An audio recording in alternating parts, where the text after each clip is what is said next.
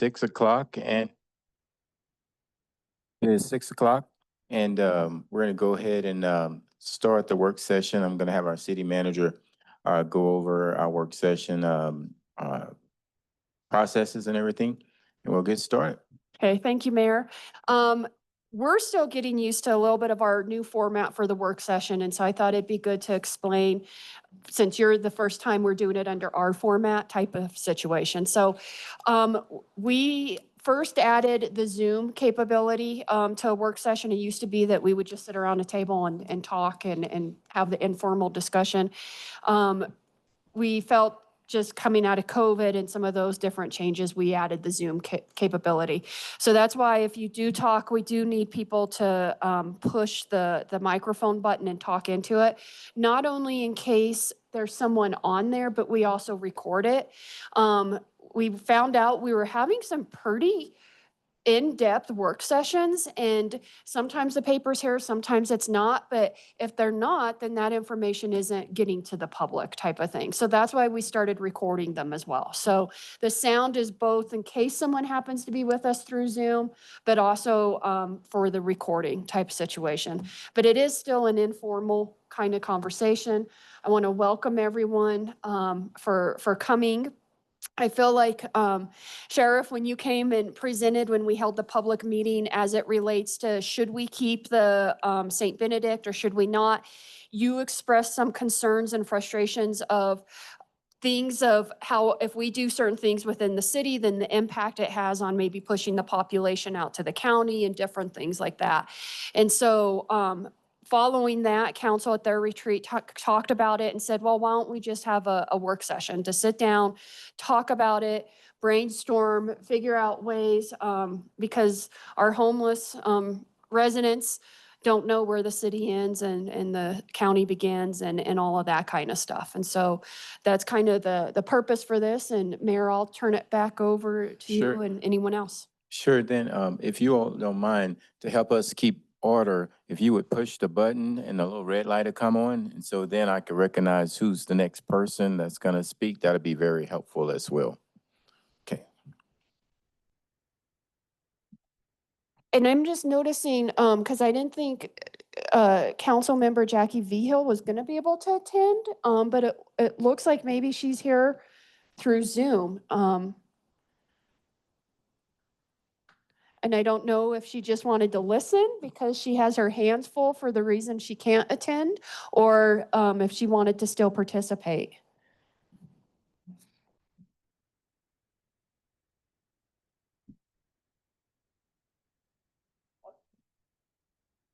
Okay, so I guess we can open up for discussion related to this issue for anyone who wanted to start off any of the conversations. Be glad to recognize you at that time. Just feel free to turn on your mic.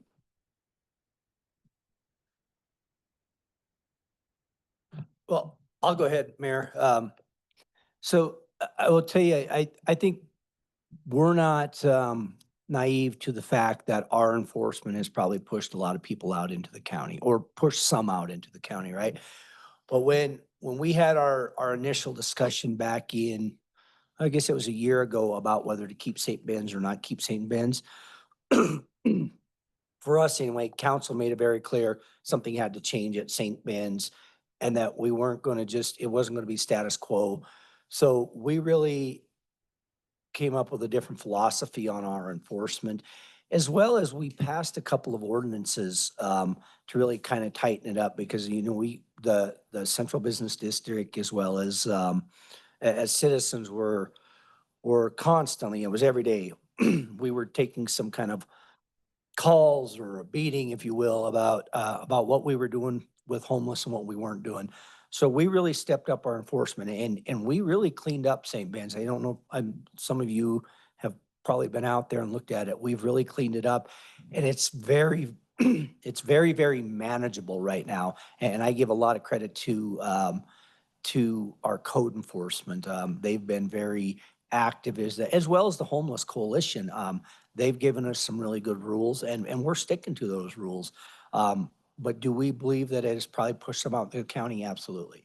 And so I think what we want to get out of this is what can we do to work in collaboration with the county to, try and minimize it as much as we possibly can. And I think Eric's here. We did pass some ordinances that have been extremely helpful for the city in managing this. So I think we're open to any discussion about what we can do collaboratively to try and manage this and help you guys manage it. Because I'll be honest, I feel like we have done a pretty good job over the last year of managing homeless within the city. And I want to give kudos to you as well, Chief, in that I don't know if anyone necessarily likes to do this type of enforcement. It's a lot of times a population that's not always the most pleasant. Not that a lot of times you guys are interacting with a pleasant population, but it's frustrating, it's tedious, it's something that's kind of over and over. But I think, with your leadership coming on and making a priority, not only from an enforcement community wide, but also enforcement at St. Benedict's, I think that's been a really, really big deal type of thing. And, our community service officers and our other officers have really stepped up to take that direction and hear what we were hearing from the community, to be honest, is where all of this stems from, is they just felt we weren't doing enough as far as trying to manage homelessness, both at St. Ben's and community-wide as well, type of thing. Counselor Carson, and then Counselor Hensley. Not that this is gonna make anyone feel any better, but I got talked to today about homeless people, and I don't know if it kind of felt like they were throwing it at me in the respect that as we've enforced, they've moved out of Alamosa. There's a person who lives in Monte Vista, and they were like, well, since you guys started enforcing at St. Benedict's, we're having homeless people in Monte Vista now, and they kind of gave me, a chewing about people hanging out at their park, and so I'm like, well, we can't control where they go, you know what I mean? But like I said, not that it's going to make anybody feel better, but they've dispersed not just into the county. They're probably somewhere maybe going back to where they came from originally, or I don't know if some were from Monty, but I did get told today that it's more than just one or two, that it's like a volume that's increased in Monte Vista. So again, that could just mean that the volume generally is increasing everywhere, not just in Monte Vista. Could mean that we have more people just migrating to the valley than we did before. And, many of them are homeless. And so the volume could be due also to just an increase in people coming. And again, I have no data proving that, except somebody kind of chewing me out today about it. And so, that's that. But I did get told about that. Again, it's not in our area, but it could mean something. Okay, thank you, Counselor Carson. Counselor Hensley. So I think one of the things I'm hoping to get out of this is that collaborative effort with all of us. I think, I know that we've all worked so close together, and I feel like we've been such a good team, all of us. And so it's true, when residents reach out, they don't sometimes realize that line between the city and the county. And so this is an issue that Alamosa has, city and county. And so really maybe learning from each other. There's, I'm sure, things from the county side that we could hear, and how do we work together? And then also things such as what has happened on the city side. And I do think the police in George have really done some things, because as a city council, we had asked to have these things done. And then Eric putting together some laws. But what I'm really looking for, I think, tonight is how do we come together and just continue to make steps to continue that effort and working together to make Alamosa better, is really how I see it. Thank you, Counselor Hensley. Counselor Krebs.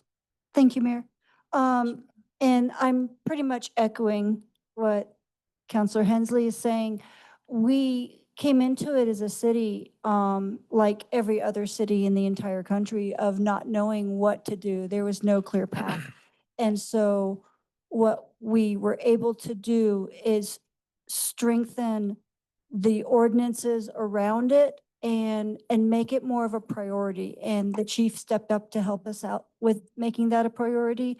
And so what I'm hoping for tonight is to take what we've learned over the last 2 or 3 years of crafting this path and sharing it with you, and hope that some of it can help. And then hearing what you have to say and seeing how we can work together to just keep moving this issue forward in a positive way.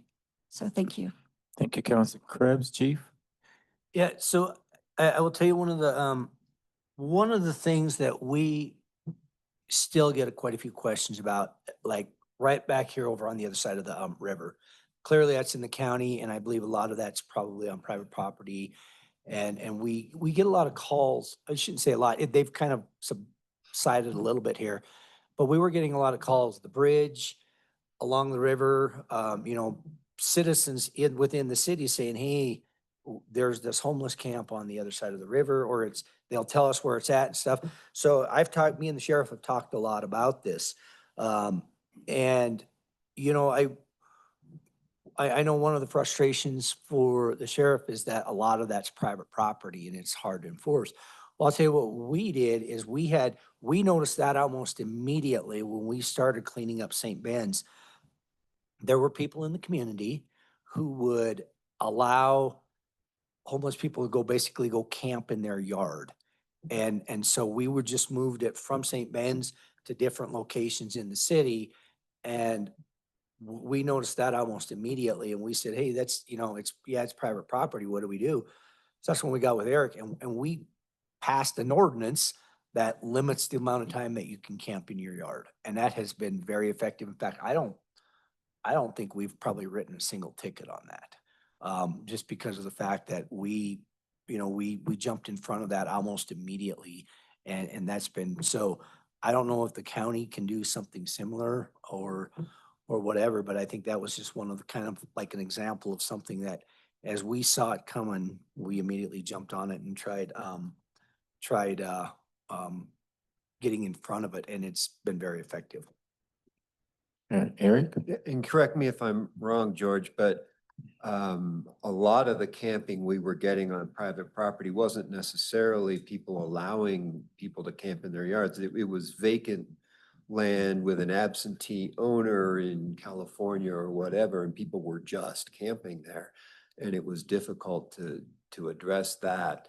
And so one of the major thrusts of that ordinance was whether you have permission, which sometimes was the case, or not, which was, I think, more often the case, can't be camping on private property. We had for a long time had an ordinance prohibiting camping on public property other than at St. Ben's. But we had that loophole. And so we had a round of probably 6-8 months where we were getting multiple court cases every single court day of people camping at 1220 Bell Avenue. That was the place where people would camp. And then there was another one where people would camp there.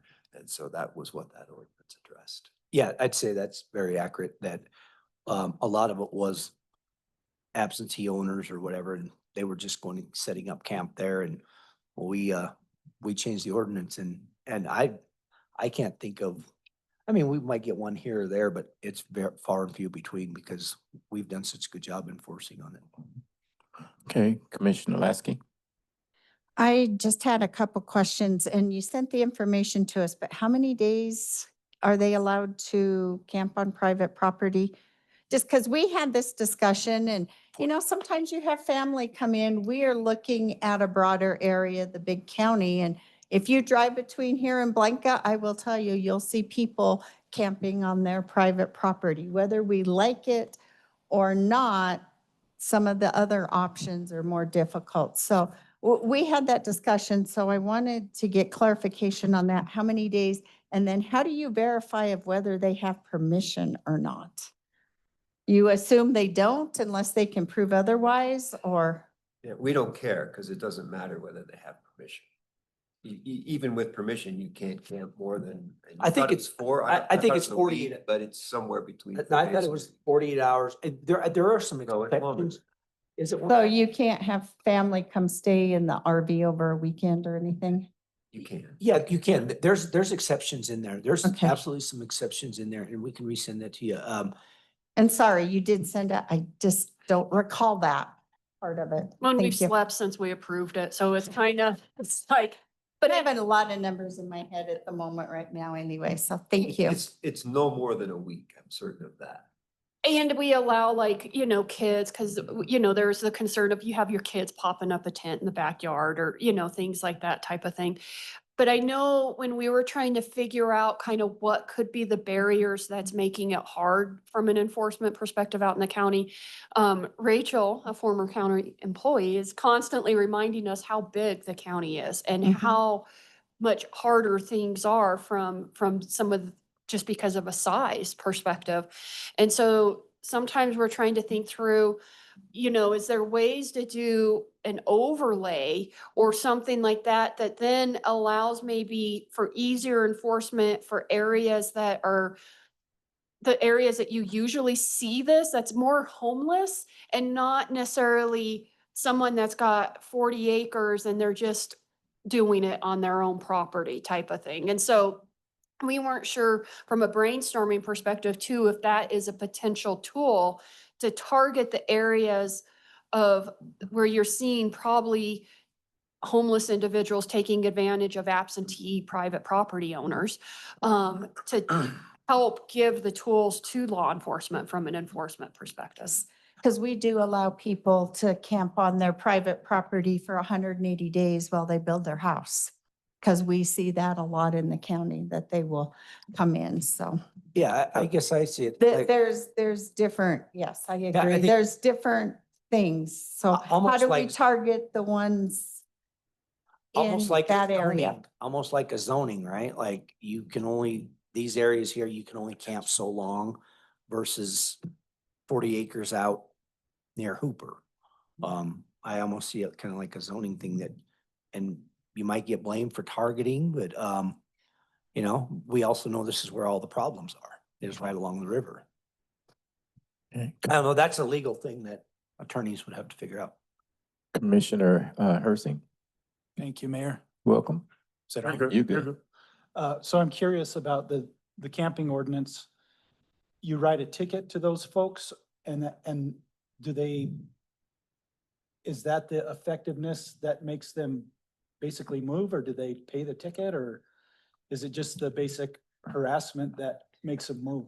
I think, so this is for you, Chief, but my impression of working with you guys is to have something that even allows the officers then to approach the individual with confidence type of thing. So if there's something on the books that what they're doing isn't allowed, the officer can approach them and pretty much say, you cannot be here. And probably majority of the time, it's that interaction that has the person moving on. I think it's rare that we have to start resorting to an actual ticket, which we would, but I don't know if we've really had to do that. Basically, yeah, absolutely, that's spot on. Basically, that gives us the probable cause to do it, because without having that ordinance, we don't really have any legal justification to go on to that private property or whatever to tell them whatever, but Heather's absolutely right. I don't know that we've actually written an actual ticket for somebody camping on private property, because usually the interaction is really quick.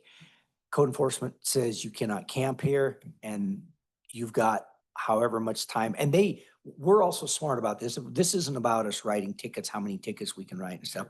It never has been and never will be. This is about getting compliance and moving people along. And offering them the resources, right? I mean, you've got La Puente, you've got our code for co-responders. We've got tons of resources that we offer them. So we give them that opportunity and almost immediately gone. I really don't think that we've probably written a single one of those.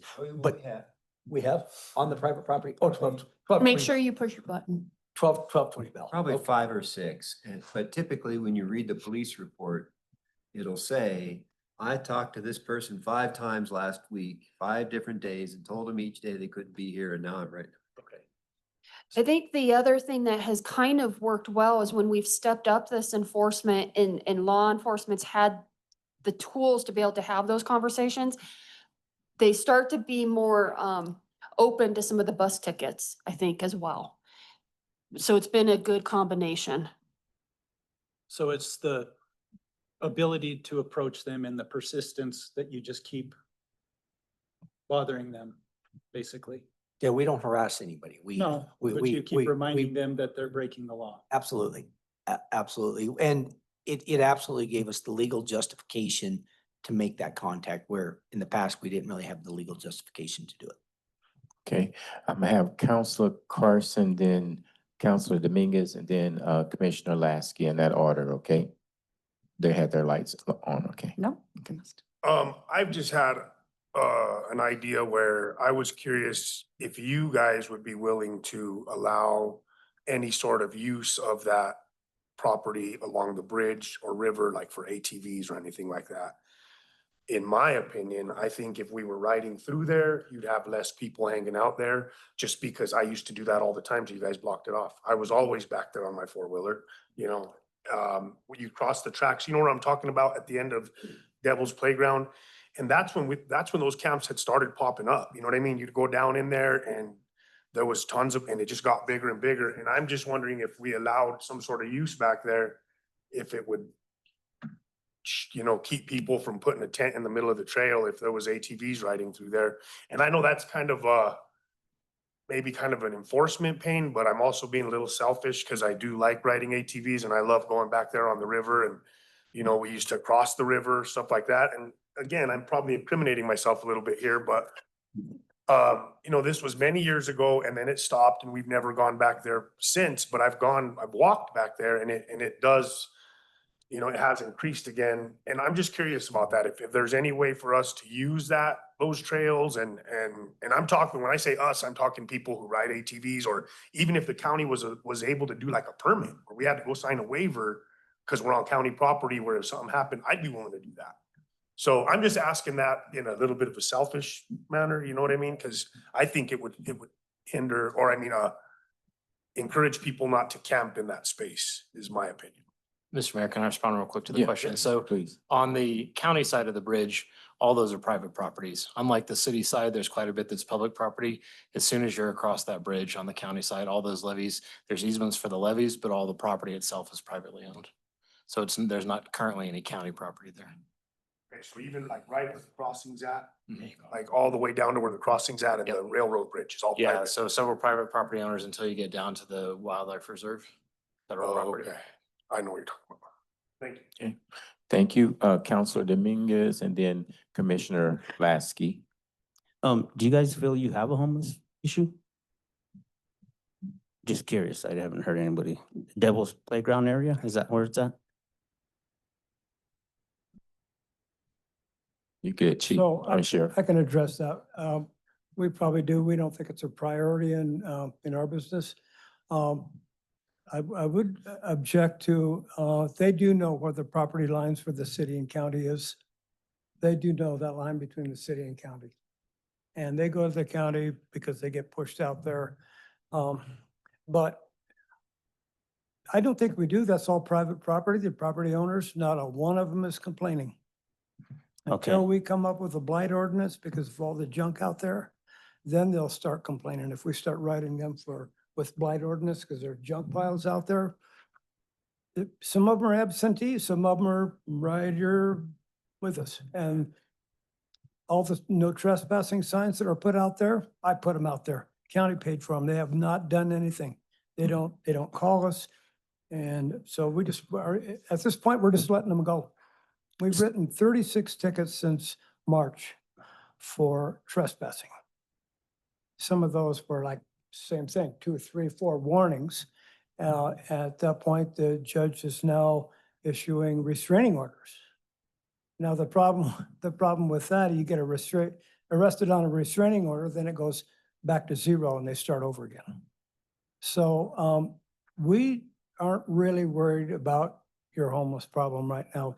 We don't even know how many people, La Puente may have some kind of an outreach, may know, but if you walk out there, those people are burrowed in like ticks, you don't know where they are. I've walked that area, it's hard to find them. And the people that we've talked to with the co-responders, they don't want to go back to St. Benedict's. as long as they're not really committing a crime as far as we're concerned, other than trespass. But all private property, most of them, 90% of them really don't want anything to do with it. So do you get calls from county residents there complaining about it or not really? I'm assuming it's not too bad, right?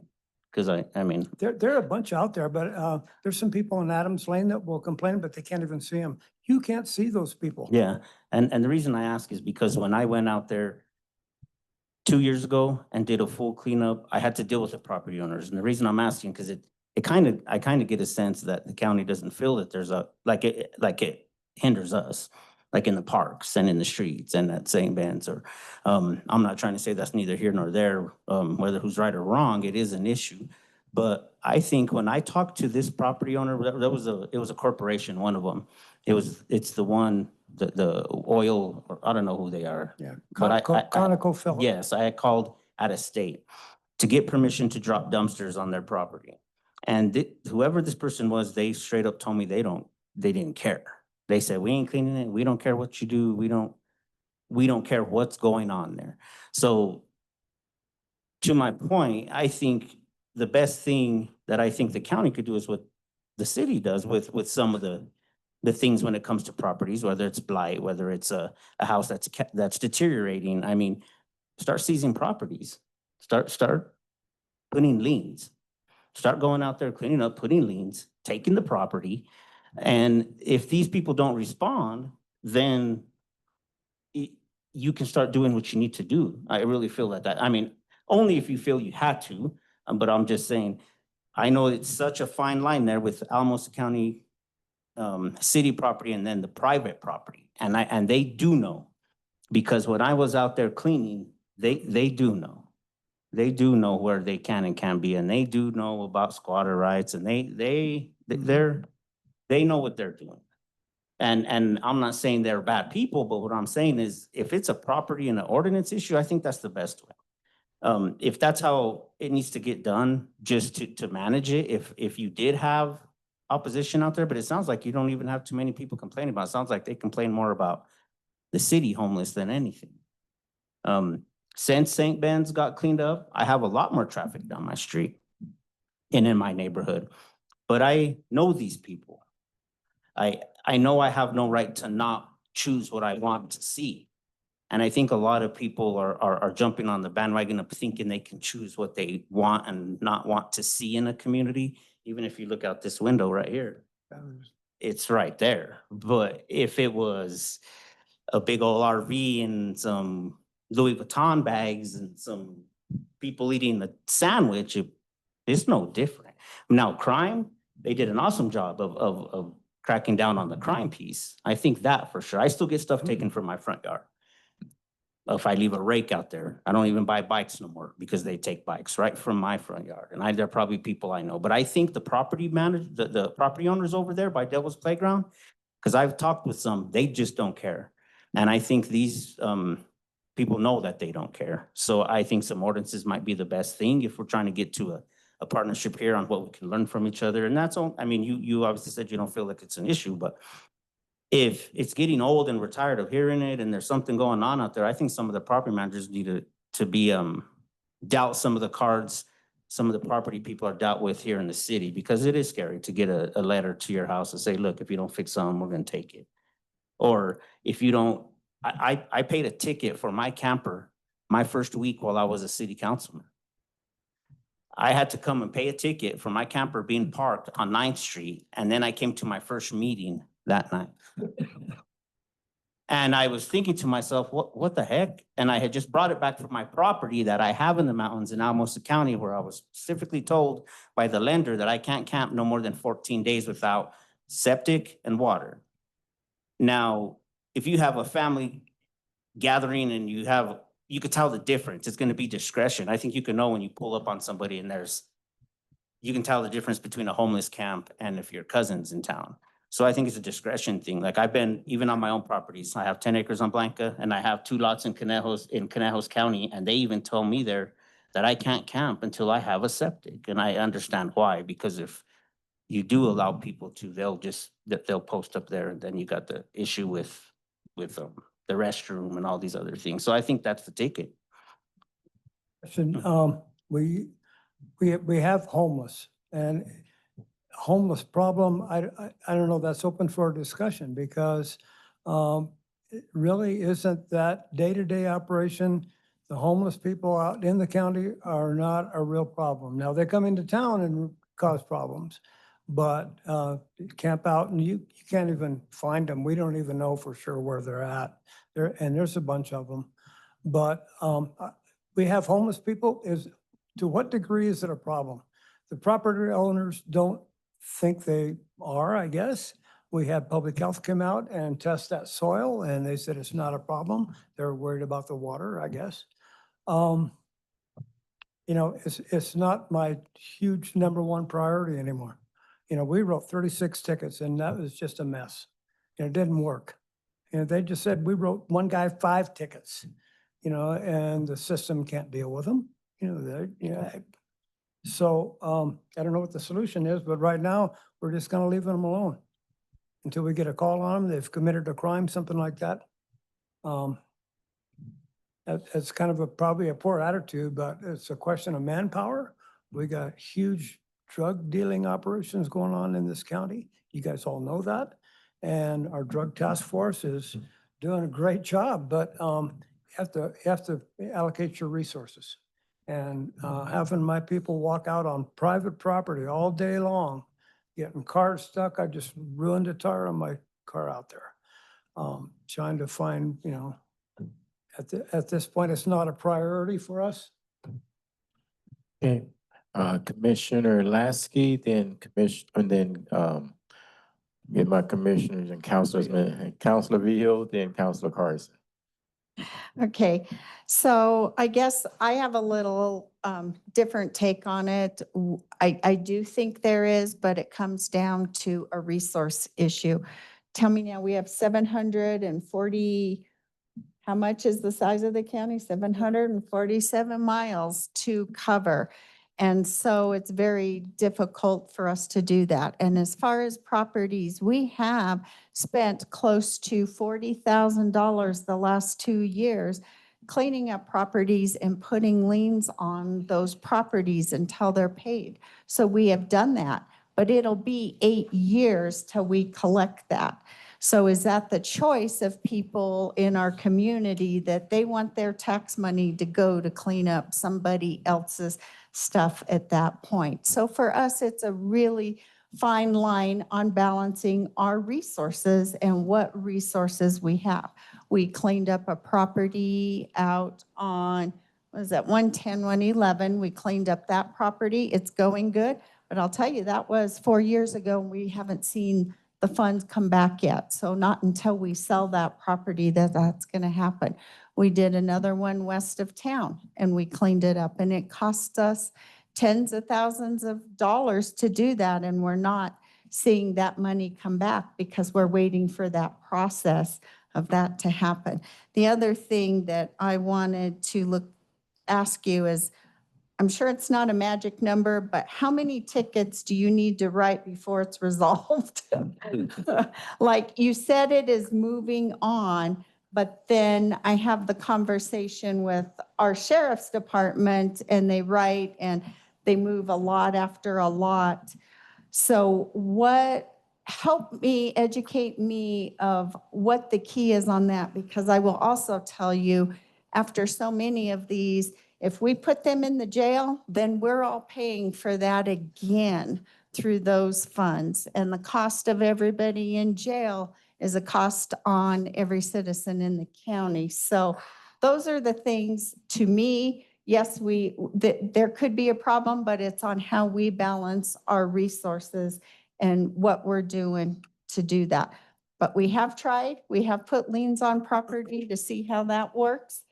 And moving forward and back to the tickets, or what's an average that you can, and where do they go? Like you said, you write them tickets and maybe you don't have to, maybe it's not as much the tickets. How many times do you have to encourage them to look for somewhere else?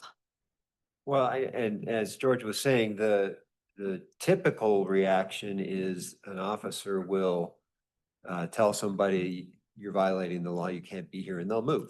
And maybe they move out and burrow in somewhere in the county, like the sheriff is talking about. For those few that don't and that do end up getting tickets, I have rarely seen more than 2 series of tickets. Okay.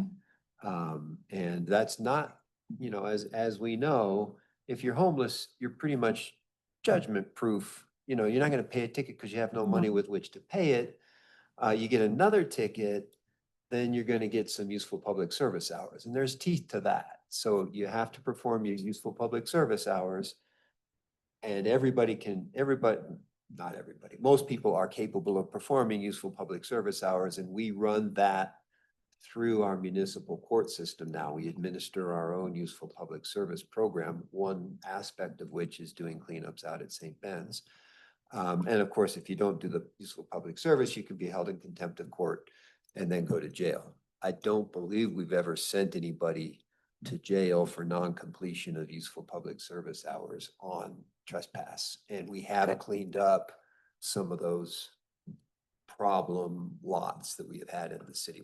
They're not problems anymore. So it worked as far as that goes. Maybe it worked because they went out into the county. Well, our 2 properties are not problems at the moment, but I'm looking, I guess, at trying to gauge the man hours of what we need to invest in it to do this at a broader region. So. And Chief, correct me if I'm wrong, but like when we first started increasing our enforcement, they didn't just say, oh, we're going out to the county. Like they were still moving around within the city. And I think it was really through regular, consistent interaction that then chatter among the population started being like, oh, well, they're serious.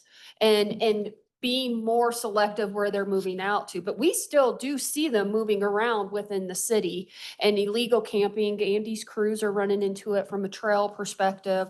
And so it's not like we've magically have answered the illegal camping kind of call type of situation. But I think what I've had in my mind, so Chief, really tell me if this is not, but it's about developing that reputation and then it can maybe level out type of situation, but correct me if I'm wrong. Yeah, no, you're spot on.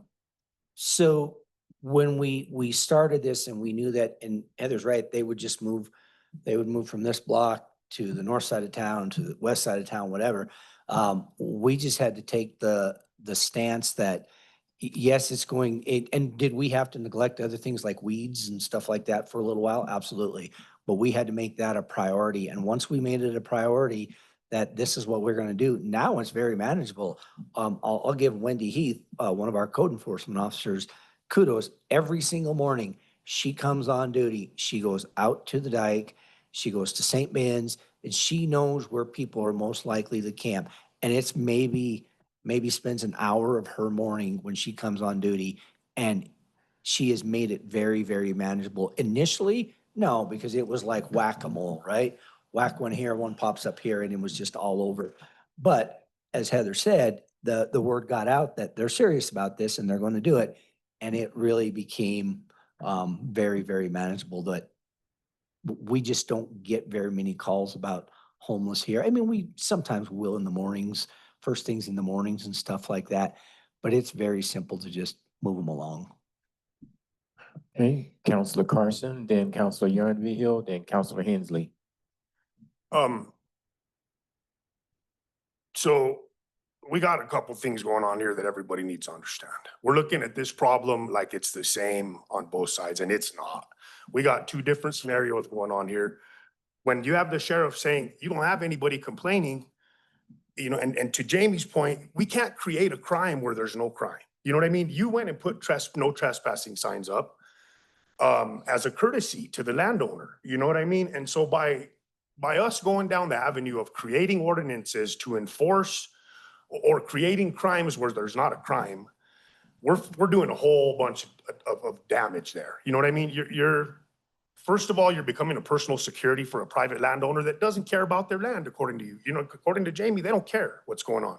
So it annoys me from a personal standpoint that I can't go ride my quad out there when the landowner don't care.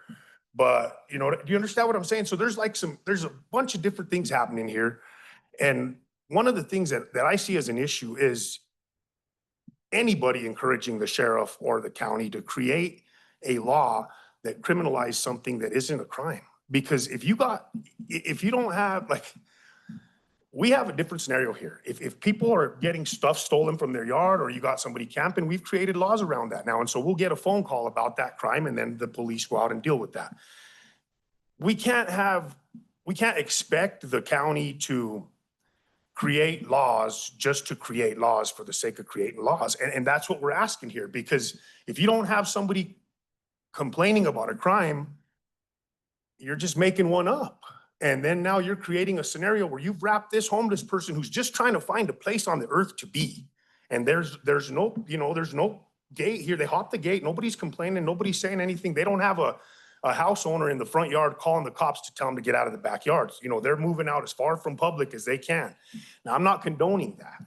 What I'm saying is that I think we're going down a road, you know, not to sound cliche, but this is a slippery slope, because you're now trying to create a law to criminalize something that you would need a victim, and there's no victim. You know what I mean? You're making the county the victim on a private piece of land, and that's overreach. And I don't like government overreach like that. Personally, I think it's ridiculous. And so, you know, we haggled a lot about the camping in the backyard law. Mr. Sweez out there knows how I feel about that law. And yeah, it's effective and it's given the police a probable cause tool. So that's great, the way we modeled it, but it was a pain to get it there. And you can't do that where you're at.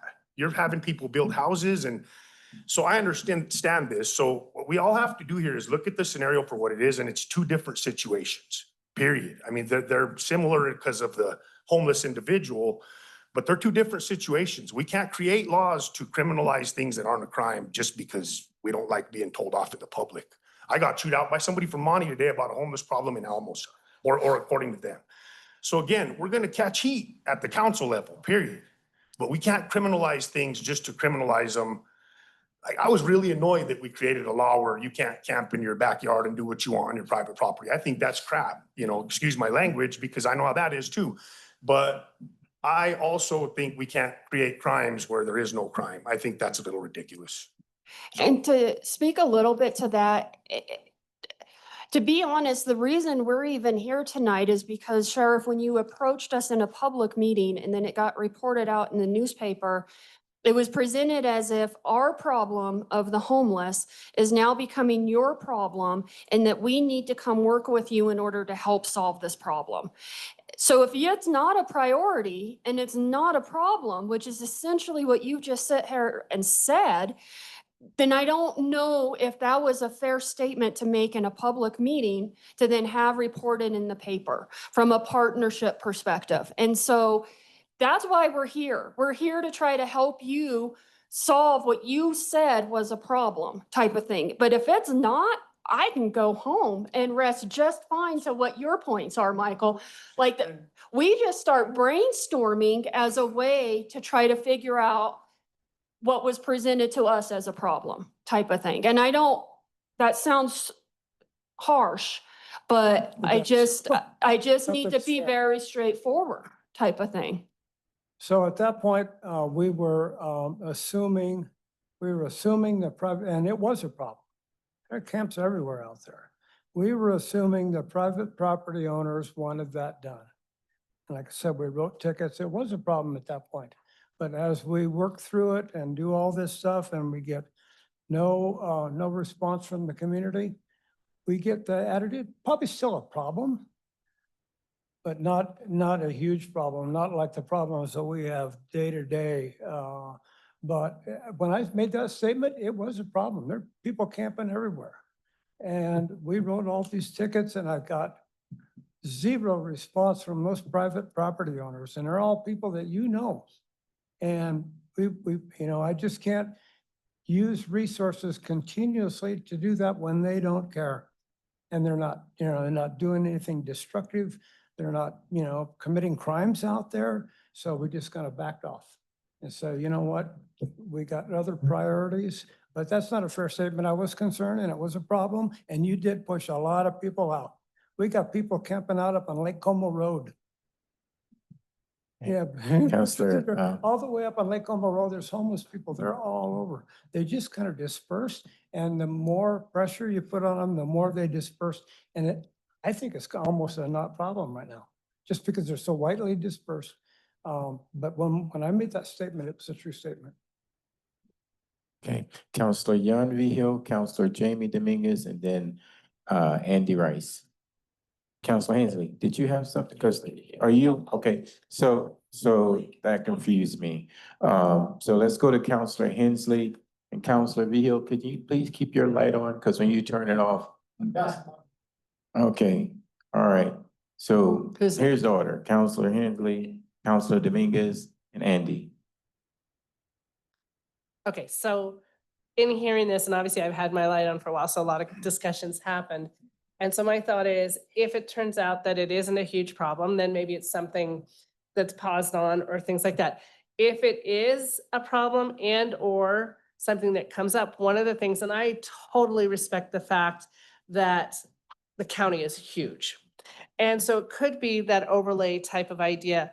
I do look at that, and from a county perspective, tourism is huge. And that idea that if it is a problem like it was before, what you said was before, we don't want, from a tourist standpoint, to be seeing a lot of homeless. And also from our community members, things like that. If it's dispersed and we're good with it all, then that's fine. But my thought is, if it does feel like it's creeping back, we're trying to expand the riverfront, all of these type of things, which is going to help both the city and the county. And we're working as a team on this, but that idea there that we're trying to really build up tourism, that idea of place, all of those type of things. So if it does become something, what I was going to suggest then is potentially doing something that maybe it starts off so similar to how George was saying that it started off, it was whack-a-mole, but then it obviously the seriousness was apparent, that maybe then we expand those county lines to the extent of maybe it's not the whole county, because that would be impossible and they would know that. But if it's something more than where are those zones that could have little stricter rules. And then, and you never know, it could be something then it's pushed out a little further and then there's other things that it causes. So it could be something that keeps expanding, but not saying to do the whole county, but maybe picking certain areas that where from I guess just picking those areas where we see, because you're right, like if somebody's out in Hooper and I'm picking, but they're camping for 180 days or whatever it is, and that's not really an issue. That's not what we're going after, I guess is where I'm going with that. And so it's maybe revisiting where is the challenges, where are the issues, and how does it affect everything that's happens for both the city and the county. So that was just my thoughts. Thank you, Counselor Dominguez, and then Andy. I don't think there's any other resources in the room, but I think the people who do work with the homeless population, including myself, I began to have conversations with them about the respect of the parks, like of what they leave behind. And that for me, I think is enough when you start addressing homelessness and creating new laws are two different things. And Michael's right. There's two different conversations and these are two different kind of organizations here that see this two different ways. But for me, I think if it starts as an individual, instead of people just complaining about these people, is just talking with them and explaining to them that we do go to bat all the time in rooms like this without them. I feel like opening the door and calling them in, to be honest. But I think there's a certain amount of respect that we all should give for going through what we go through. And I feel sometimes the people we represent and sit around these tables and talk about don't see that. Now, I don't know whose responsibility it is. It's not mine. I don't feel it's mine. I just do it because that's the work I do. When I'm at Zapata Park and I'm at my center and I see somebody shooting up, I will walk over there and I will tell them, don't you have anywhere else to do this? Like, do it somewhere else. I don't know if it's the Sharps program that needs to have these conversations, if it's La Puente that needs to have these conversations, but Shooting Stars does. We won't sit there and just watch them because it's a public park and they're allowed to be there. Have respect. There's kids playing here. Take your needles, take your whiskey bottles, take your stuff. And I think that right there, I think from all of us, it goes a long way because when you just go out there and talk to them instead of going on Facebook and talking, because I get a lot of, I'm tired of Facebook and people wanting us to fix this town and this county. This is a hard job. And I think everybody here is doing what they can to do it. But then people who do work with these vulnerable populations, there need to be some kind of respect and sternness involved in it. And I don't think there is. I think there's a lot of enabling going on. That's not how we do our work. People need to be held accountable for leaving needles, for stealing stuff from, I don't feel we get the same respect that we should when we sit in these meetings month after month after month, addressing these things. And I can go right now to my house on 9th Street and somebody will walk by and throw a needle in the street. So I think if we just start talking with these people and telling them, look, we're working our best to keep things in order around here, but with the same respect needs to be shown at a park when there's kids, Main Street, stealing, vandalizing. And once again, I think property owners still need to be held accountable because I get held accountable for a lot of things. And if it's blight, fine. These laws already exist. I don't think we have to create anymore. We just got to catch them doing it. But I think if you do work with the vulnerable population, there needs to be some sternness.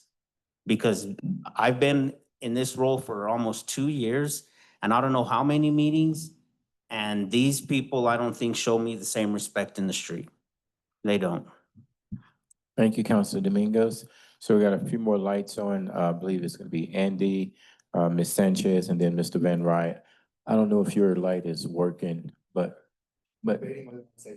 Okay, all right, no worries. So, no worries, go ahead, but feel free to turn it on and down, make sure everyone's recognized who have their lights on. Go ahead. I just wanted to expound a little bit on something Counselor Carson said, and it's a solution not from the enforcement side of things, and it's maybe not the golden ticket, but when you look at research on public spaces and activating a space, usually there's less problems, whether it's eyes on it, whether it's creating buy-in. So when we look to a ranch to refuge trail and it goes right down through there, and I mean, maybe I'm like trying to toot our own horn because that's our plan, but I think it's important to look at solutions from activating that space as well as from that enforcement angle. And Richard and Rachel might be able to corroborate or refute what I'm saying, but that's what the research shows in my field, at least. We agree with you. Okay, Thank you. Ms. Sanchez, and then we'll come to Mr. Van Ryn. So council, as you know, like when we think there's a problem, and we thought there was a problem based on what you shared, and then trying to brainstorm on what are the barriers that's tying your hands and all of that kind of stuff. One of the things we acknowledged from a staff perspective, and so this is the first time council's hearing about this as well. One of the things we realized from a staff perspective is as a city, we have a vested interest in this section of the county that's shaded in yellow. And it's this section that's along the river corridor. You can see the Devil's Playground areas in there. You can see areas further southeast that our Malm Trail connects over into the refuge and things like this. We have a vested interest from our recreational visitor experience of these assets. And it's like the county city line just goes right through it type of situation. And so one of the things we tried to brainstorm, and it's not fully thought out, but if it's you guys feel that you don't have a problem, then maybe it doesn't go any further. But it was this thing of, could we do an IGA to where there is some sort of overlay of this very narrowly defined thing that then would allow both the sheriff's office and our law enforcement to enforce city property codes in this area. And then those tickets, if there had to be tickets, would go through municipal court, because that's another thing we felt could be a barrier is when you're writing into district court, this doesn't rise to the level of the other tickets that they're having to handle type of situation. So if we can get it into a court that's going to take it more seriously, we don't necessarily have resources to be out patrolling either. But if it was something that we could have an IGA that would allow for us to make contact and for the sheriff's office to make contact in this specific area, it was something we weren't sure if we should discuss or not type of situation. So I don't want to take us completely off course, but it is some brainstorming from a staff perspective where the city very much has a vested interest in this small little portion of your county type of situation from an enforcement perspective. Okay, thank you, Ms. Sanchez. Commissioner Van Ryn? So I sat back and listened to it for the discussion here for quite a while. And the question I keep asking myself is what would you declare homeless? And to one person, it may be if you're living in a tent, he may not be homeless. He has a home, he has a tent that he's living in. In the county, one of the problems that we have, and it's become a big problem, is that we have tons of campers out there. People buy land and they're putting their camper out there and they're living, and that's called their home. And we're having a hard time enforcing that. We just don't have the personnel to go out there and do it because there is so much area. I do like the idea that maybe we need to do some overlapping to clean up some of these areas, because I think it's important that we have a nice city, a place where people want to come and visit. But the question too becomes, why do we have such a homeless problem? We can go to Monte Vista and it's not near the homeless problem. We can go to South Fork and we don't have the homeless problem. Del Norte used to be, we used to think of these places as I was growing up as the scummier places in the valley. They're not, they're cleaned up. They don't have the homeless problem. Why do we have so many people coming down? Mostly, we have the resources. If we keep expanding the resources, I think we're going to continue to get more and more people here. We need to take care of our homeless. I agree. I totally agree that we need to take care of those who are homeless in our area. But do we need to keep expanding, getting bigger and bigger? Because that's why we keep attracting more people. And sooner or later, we got to push them out of, they're not able to maintain all the people in La Puente or in the homeless shelters they have. So they're going to go out into the county. They're going to be out in our parks. They're going to be other places. So how do we start limiting the amount of people that we have coming here and saying we don't have any more resources available for you? I think that's the question that we need to ask, is how can we slow down the growth of our homeless population? And I know the law enforcement is strapped. I mean, I know that we don't have enough police officers. We don't have enough sheriff's deputies. We can never have enough because we can't even, so we have so much area out there in our county that we're having to try to police. We have people building houses that we don't even know about because there's people that are hidden out there. They don't want to get the building permits. They don't want to dig the septic, because septic tanks, the state has put so much pressure on us that they're pulling their camper out there and just dumping sewage out there. But it's in the middle of nowhere, so we don't care. We don't look at it. They can set up a tent and we don't even know about it because they can hide in the Chico bushes. So I don't know what the answer is. I think it's good that we're coming together, and I don't think pointing the fingers is a good idea, but I think what you addressed here is maybe there's some overlap area that we can work together. That may be a way to do it. I don't know, but I think it's a starting point. I'm sorry, I waited so long to say anything. I don't know. No, it's good. It's And- good. It's just open conversation. It's good. Mayor, to address some of the questions, I think this conversation's good because some of what you said was a little confusing to me in regards to when we're expanding the services for homeless. I'm not sure what services you think the city's been Not the city. expanding. Okay, No, I'm not saying the city is.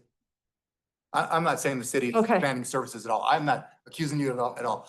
We have, La Puente is expanded, okay, and yeah, the city is not. I know the city is fighting the same problems that. okay. I Yeah, just, no, no, I I wanted didn't to- know, yeah. yeah, so I didn't want to, I wasn't sure what to read into that. Okay, thank you. Counselor Carson, and I believe Richard is next. Or one of you.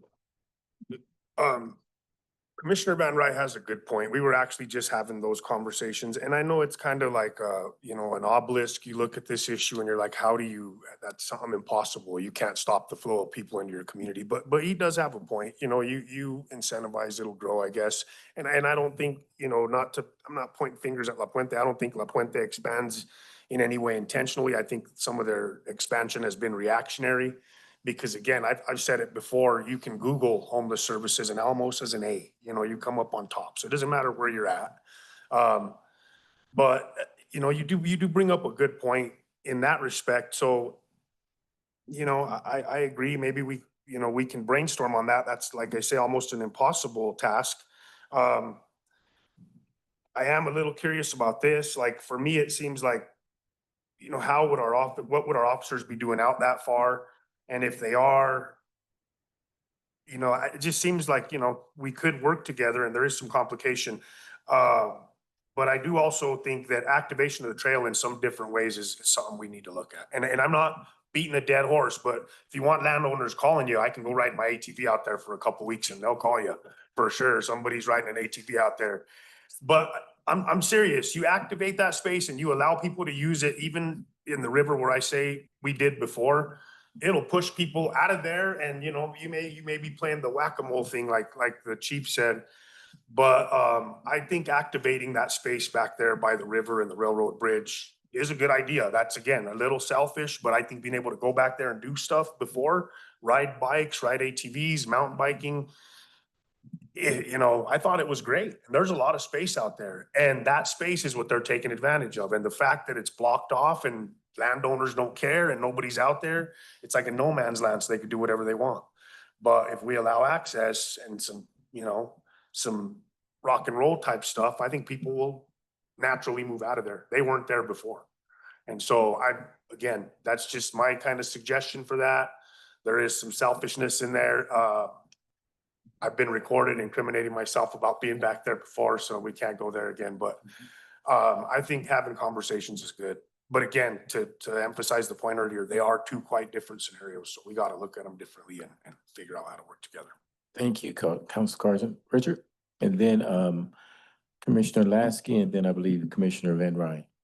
Yeah, I was just gonna say, actually, we are seeing ATV and motorbike use on those properties, and the property owners aren't calling us. The calls we're getting are from the community, but not the property owners. So just to add a bit of levity. I just wanted to comment on a couple things. I think, yeah, to Andy's point, and we've had a lot of discussions, his office and mine, about trying to actualize the expansion of the trail system beyond the bridge, because I think getting people out there would make an impact. And to, you know, Commissioner Van Ryn's point and Sheriff Jackson's point, yeah, we do have a lot of stuff going on throughout the county. But I think while a lot of that is not compliant with our land use code and kind of technically illegal in that regard, it's absolutely a typically low priority for our office. And it sounds to me like, you know, the city and the city adjacent is kind of the issue at question here. So I think the IGA idea or the thought that I had earlier was, to the extent that your officers know these folks, and, you know, is there any capacity that the city could support some of our officers so that it's not a sheriff necessarily dealing with this stuff? I don't know. I don't want to talk about deputization or anything, but, you know, whatever that looks like, if there could be something where, you know, the city code enforcement officer, as that person moves across that line, that they absolutely know where it is and onto the county property, if that engagement could continue, you know, to help address that situation, that would just be my thought or comment, I guess. Okay. Chief, were you? Okay. All right. Commissioner Lasky or either Jan? Okay. Yes. Well, Richard kind of mentioned just what I was thinking at. I definitely want time to process this and look at this, because I do think, you know, if you guys do have those resources and that is a priority in these areas, maybe there's things we can look at, just as long as we make sure that we hold true to property owners' rights, and that we make sure, no matter what, that we're not infringing on those rights by any means. And it's a tough thing because of the greater good. But I do appreciate I appreciate this map and areas of knowing where things in the county are influencing things in the city, and just giving us a starting point of where we can talk and maybe look at doing some of those things. But there again, I need more time to process this than just right now, but appreciate the start and appreciate the discussion. Thank you, Commissioner Lasky. Commissioner Van Ryn? My thought is, I would love to see our citizens get involved with this and helping patrol this area. we all know that everybody's tough on Facebook and on Instagram and everything else. You know, they can talk all the crap they want about all this homeless situation, but they're not willing to get out and help us at all. They expect us to do it all. But if we could even have patrols just walking up and down there and asking people, what are you doing here? Why are you on this property? Or, you know, picking up. But I know you even had problems with St. Benedict's, you know, people trying to get community members to help clean that up. But if we're gonna enforce, and if they want this cleaned up area, and Adam State wants to run on the dike because, you know, they're worried because of the homeless people, which I agree. I mean, I ride my bike on the dike in the morning when I come in to lift weights. There's some scary times there. There really is some people, and I'm a big guy. I mean, I'm not really afraid, but I mean, there's some people there that would, could be upset about it if, you know, if you're a smaller person. But yeah, I think maybe we need to put it out to the citizens and say, hey, you guys you're complaining about this. Why don't you do something? Why don't you join us? And, you know, if a deputy goes out there or a police officer walks it with them and says, no, we'll be here as your backup, but let's start enforcing some of this stuff. And let's get if people want to clean up the city, then we need to start taking it back ourselves instead of having to worry about our law enforcement to do this thing. Okay, thank you, Commissioner Van Ryn. Okay, I think it's gonna be Counselor Carson and then Rachel. Counselor Carson. Now, I'm not willing to walk, but if you want to deputize me, Sheriff, I will ride my ATV out there and help you. So, yeah, I'll ride the ATV. I won't. Okay, Counselor, Rachel and then Counselor Yountville. So a lot of the conversation about code enforcement when I translate county to city, has been about the obstacle of having to go to district court for things, about how that is such an obstacle and how it's the end of the conversation for most code enforcement issues.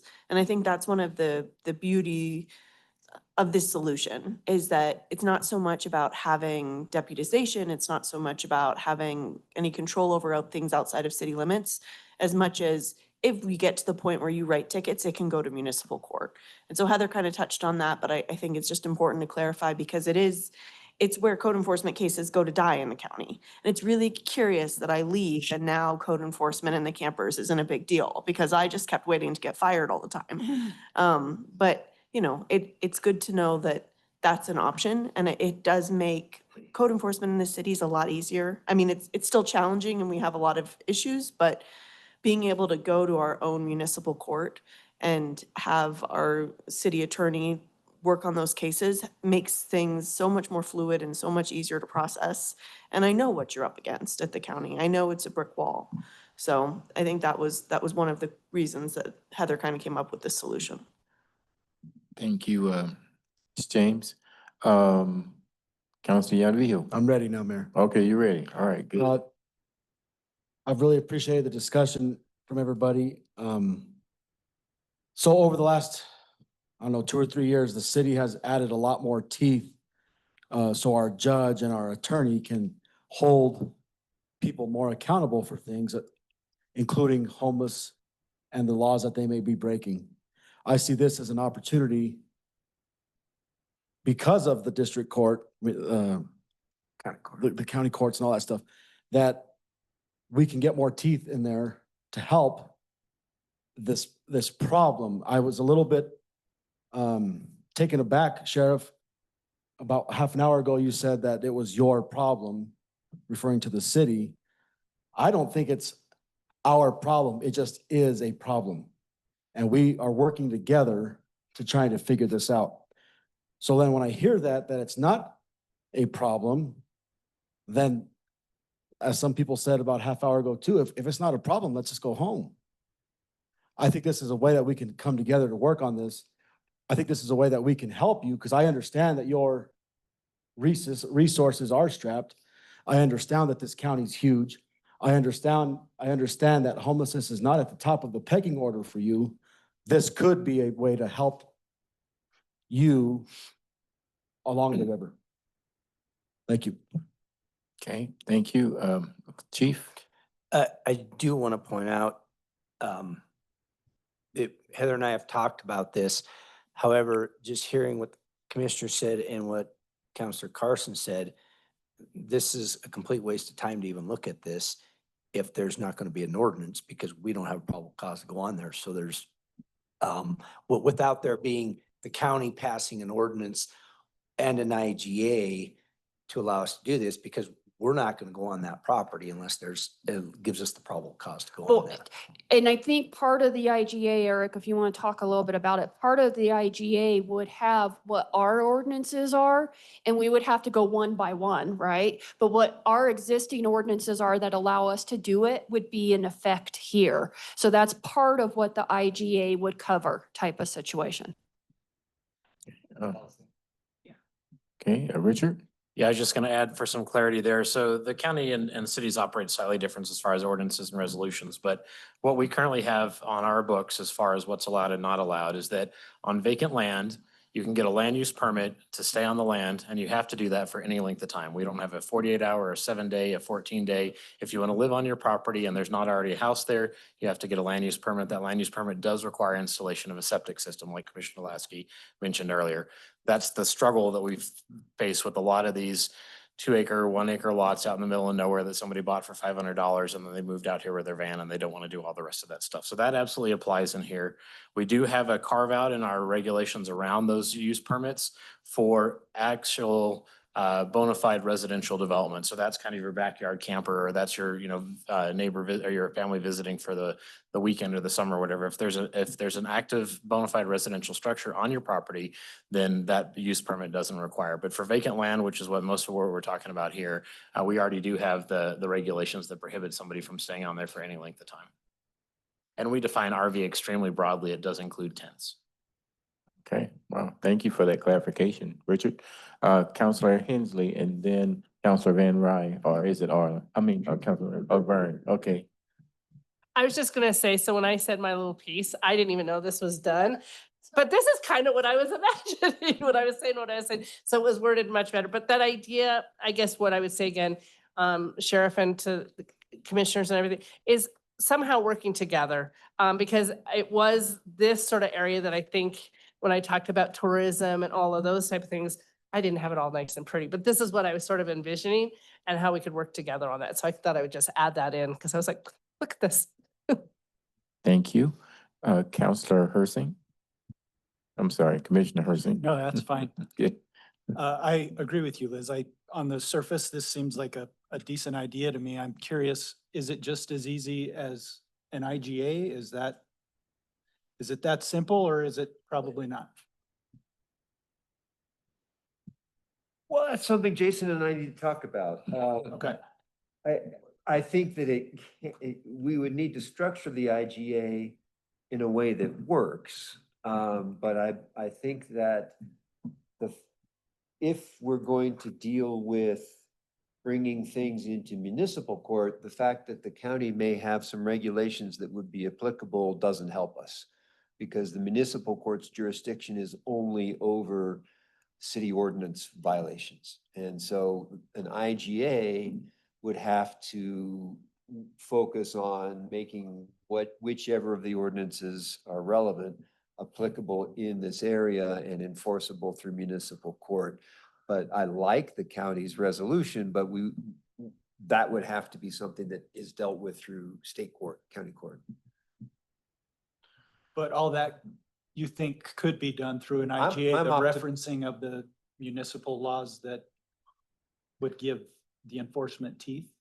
I'm optimistic that Jason and I can get that worked. That and we could brainstorm too on, is there a type of ordinance we should adopt that then also that's similar to that? Like there can be brainstorming in that discussion. Okay.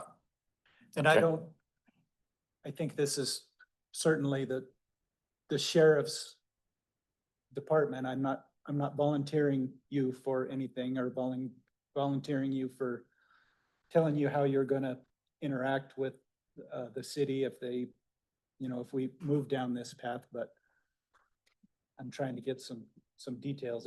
To me, it sounds like a good deal. I would like to hear what you think about the possibility of A couple of things. Mr. Schwishaw makes the municipal court system sound, I think, better than it is. It's not the answer, and it is county court, not a district court.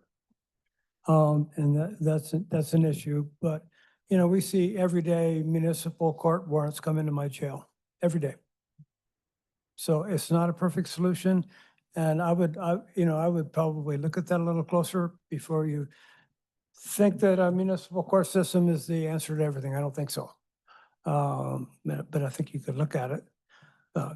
That's my opinion. Okay, Chief? Yeah, I will say, having come from the state and have spent the majority of my career working in the state, the county, and district court, I've been here in a year, and not to dismiss what you're saying, Sheriff, but this municipal court that we have here has been very effective in pretty much everything that we've done between the judge and Eric and then the ordinances. I feel we would not have got this done if it would have been. So I guess I feel bad for the fact that what you guys are under the system that you have to, because our municipal court is pretty damn effective in managing this, and it's been very effective in managing it. Okay, Vern, you were gonna wrap that up, or you have another comment Just before a I go to little bit Carson? more. I certainly appreciate the offer to provide manpower. I think that's very generous, and I think it's important also that we think about the reality of what's gonna happen is you move people that are experiencing homelessness, and best case scenario is they move to somewhere where nobody can see them and we don't hear complaints. So, I mean, that's kind of the reality of it, but they'll be in Harry's backyard. I think this is worth exploring. Thank you. Counselor Carson? Who owns this Green Hatch? Is this all just different owners? And to the point earlier,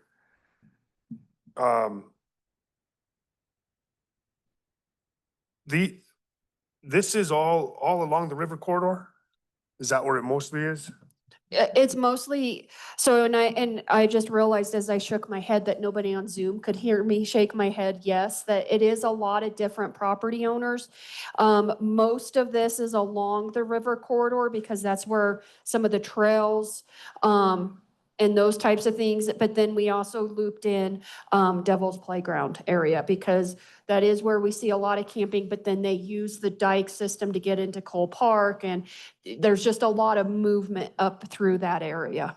That's the chunk of where the private property is in that area? It's all private property. So Sheriff, Correct me if I'm wrong, you're the county expert. Yeah, so on the north end of that top is actually the Rio Grande Farm Park. Oh. That's there at 35 acres, yep. Private. And then as you go south through the area, it's a mix of mostly Brian Cook and that mobile home park.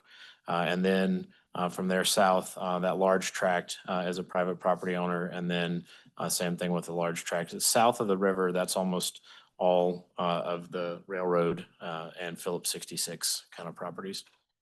And then So- down at the very bottom is actually federal. But there's a river easement though, right? Isn't there like so many feet that is, No, no? no. So how does the trail work then? So, and that's why the trail ends at the bridge currently. There's really not an official trail on most of this. So on the east side of the bridge, on the county side of the bridge, there's levee easements where the levees exist for the levees. But in most cases, the private property owners own either to the middle of the river or into the river, or in one case, kind of across the river. That's where the west side diversion's at. Is that where that's owned across the river? Yeah, so it turns out actually that one is owned north of the river by one property owner and south of the river by a different property owner, but their legal descriptions just go to the middle of the river. East of Okay, that. I was curious. I Yeah, the thought there Blue was a Sky river Tract. No, east of that, the Blue Sky Tract is the one that crosses the river. That's where the railroad bridge is and the camps that we see on that side. And That's where you can go ride your bike. And there is not a public access easement. So how and you may know this, Sheriff, because how does the Rio Grande natural area work where, like, so when you get out of town, there's so much of the Rio Grande that's been deemed like federal property, isn't it? Where you can't, you don't know where that starts? Or is that down in Conejos County? Okay, because I just thought, yeah, I didn't know that, I thought there was a river easement, so that was my confusion. So it's private all the way to the middle of the river, huh? That's interesting. Okay.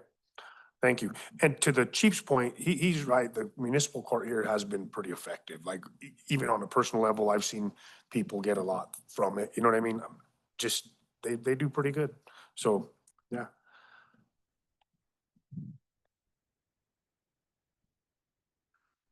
Okay, so I don't see any lights on, so out of respect, I want to see if Counselor Jackie Vijo, who's on Zoom, did you have any questions before we almost wrap this up? Any questions or comments? Counselor, No, I've been sitting here listening and, I was kind of confused at first of why we were going through this whole process when they said there wasn't a problem and then, so I was kind of confused at first of why we were even going there um, if some of the sheriff said that there wasn't, they didn't see that as a problem. So it was just confusing for me at first, but I don't have any questions. okay, thank you, Counselor Avijo. Ms. Sanchez? I did forget a major part of explaining how our work sessions work now.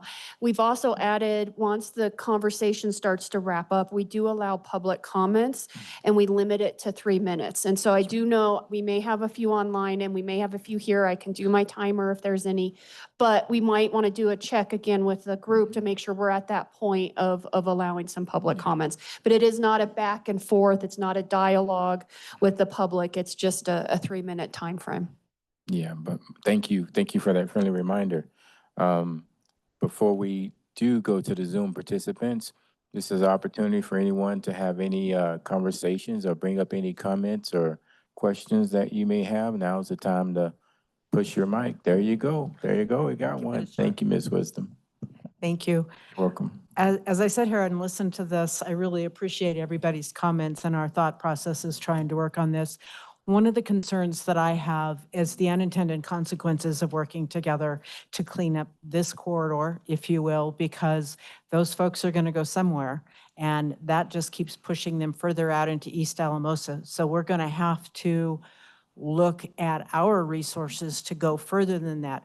We already have issues with the Blue Sky area and that whole area in there. So this is not an end all and be all. It's going to be nice for our tourism. It'll be nice for our citizens to walk. I agree with all of that. But as Commissioner Van Rys said, we're going to have to do something with the overall population and try to figure out how to do this. So I think I will do whatever I can to help with the commissioners to work with what we need to do if we're going to go down this road and help the sheriff with it.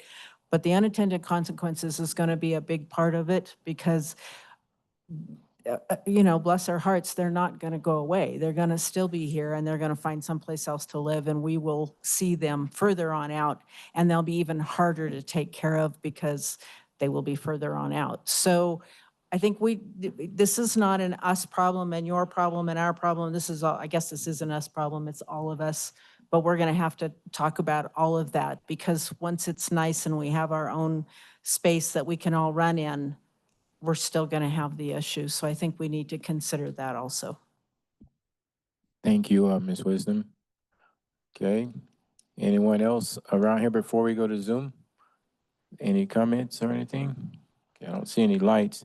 So if you're a Zoom participant and you can hear my voice, if you would like to make comments during this comment period, it's a 3-minute comment period to where you can make your comments, and we will start a clock here. We will politely ask you to end your comments at the 3-minute mark.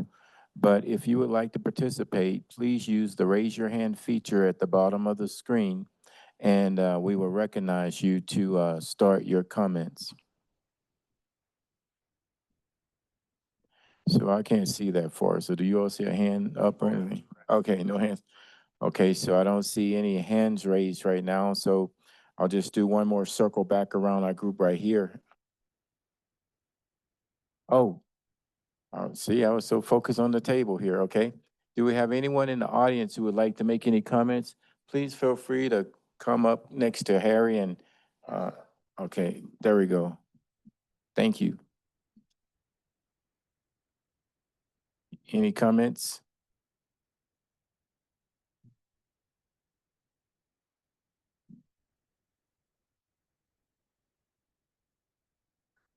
Like this one? Hello. Hi. Hello. My name is Caroline Kaiser, and I volunteer out at St. Benedict's encampment every Monday. So I have noticed some positive changes in the encampment. So people there, it's both sides of the story, right? People who are still there have appreciated some of the changes made and feel safer there, walking around at night, all of that. Whereas other people have struggled to navigate some of the new rules and figure out a place to go. I did want to just kind of touch on a few comments that I heard tonight and just ensure that when we're talking about the homeless population in the SLV, that we're not just basing remarks on what is visible or personal experience. In the San Luis Valley, a huge group of volunteers did a point in time count back in February. And in that count, it was documenting folks who are unsheltered. So that did not count La Puente shelter because that was still considered a temporary shelter with access to utilities. But in that point in time count, out of the 6 counties, Alamosa actually ranked 4th in terms of the people, the homeless population. Sawatch was the highest, then Costilla, then Conejos, then Alamosa. So I feel like some of the comments today made it seem like it was a problem with Alamosa City or Alamosa County, and that the resources available in Alamosa or the rules enforced in Alamosa were affecting the other counties. That may be true to some extent, but based on this report, it seems like that those aren't as much of a correlation as was kind of made to be tonight. Another statistic from the point in time count was that the majority of people, there was over 400 who reported as being unsheltered, had lived in the valley for over 2 years housed before they became unhoused. So the idea that people are flocking here already homeless in order to obtain resources also doesn't match that report. Finally, just on a personal note, I know this is a really challenging situation. I have no solutions or answers. It does come across though, I understand some of the rationale to activate public spaces, but it also does come across as people who are housed, who have access to already all public spaces, want ownership of or access to more spaces. And that just comes across a little funky to me in the sense of people who already have access wanting more access, which would then, I think you mentioned, maybe criminalize something that actually isn't a reported problem. Thank you. Okay, thank you. Okay, do we have anyone else in the audience who would like to come up under the speaker's comment segment right now to make any comments? Please feel free to come up to the mic.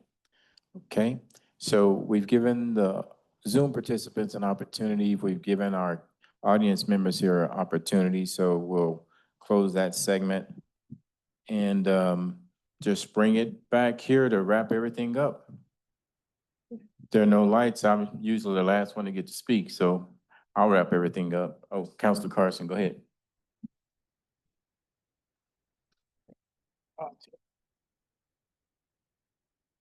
I know we don't do back and forth, but. No, we don't do it, No, I Councilor know. Carson. But the thing is we also have the situation that Jamie talked about earlier, where you sit in this room and you try to come up with solutions and you're seen as villainous. You know what I mean? And that's not okay. So to that point, all the data and all the efforts we put into acquiring data, we should probably put some of that data into education on,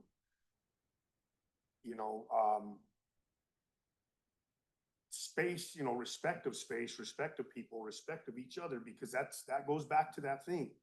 People don't want to address the problem as a problem. And sometimes that's an issue. You know, if you're sitting in this room and you're trying to come up with solutions, anything you say is always a target for some sort of backlash. And so we need to go back to what Councilor Dominguez said and, you know, educate people as well on that level, because again, it's not about having access to more space. It's about having access to the stuff that's there. You know what I mean? It's not anyone in this room being classist or not caring about the problem. It's a problem. And just because someone is in a different situation, financially, home or whatever, doesn't give them the okay to disrespect other people's space or situation another way. It goes both ways. So you have to think about it in that respect. Just because you're down on your luck doesn't mean that it's okay to be a jerk. Just because you have money doesn't mean that it's okay to be a jerk. So we have to look at it from a human standpoint as well. But keep in mind, everybody, that we're in this room trying to figure situations out that are very difficult. And that's something that we have to consider. You know what I mean? It's just that simple. Thank you, Council Carson. Okay. I don't see any other lights on, so I'll just wrap everything up. I want to thank everyone, city, the county, all the officials, for coming out here to actually try to have a good civil dialogue about ways to solve this problem. I really appreciate the way everyone respected everyone. You were mindful, thoughtful, and were considerate of everyone's opinion. And then you gave everybody ample amount of time to talk and get their thoughts out of their mind. That means a lot. I think we could change a lot of problems in this world if people did just like what we're doing right now. So I want to continue to encourage everyone to continue to practice the civility and be that example for not only our community, but for other parts across the country. So thank you. That being said, this is done.